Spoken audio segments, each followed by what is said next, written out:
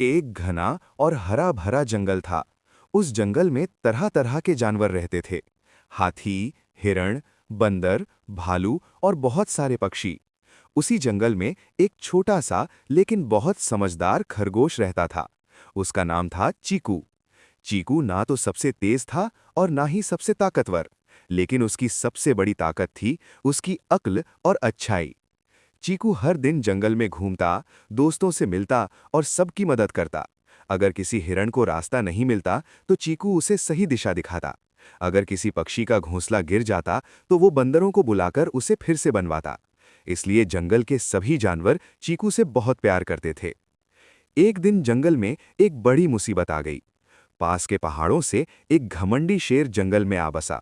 वो बहुत ताकतवर था और रोज किसी न किसी जानवर को डराता। वो कहता, मैं इस जंगल का राजा हूं। जो मेरी बात नहीं मानेगा उसे सजा मिलेगी। जानवर डर गए। हाथी जैसे बड़े जानवर भी शेर के गुस्से से घबराने लगे। कोई भी उसके सामने कुछ बोलने की हिम्मत नहीं करता था। जंगल में डर और उदासी फैल गई।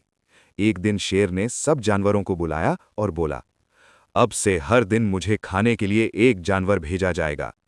ये सुनकर सब जानवर रोने लगे। तभी चीकू खरगोश आगे आया।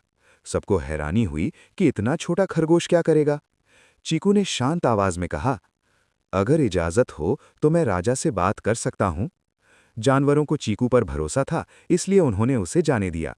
चीकू शेर के पास पहुंचा, लेकिन जानबूझकर देर से गया। शेर गुस्से में गरज उठा, इतनी देर क्यों की?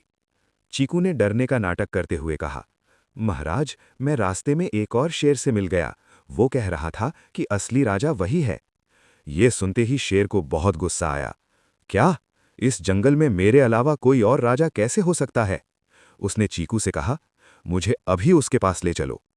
चीकू शेर को जंगल के बीच एक गहरे कुएं के पास ले गया। उसने कहा, महाराज, वो शेर इसी कुएं में रहता है। शेर ने जैसे ही कुएं में झांका, उसे पानी में अपनी ही परछाई दिखाई दी।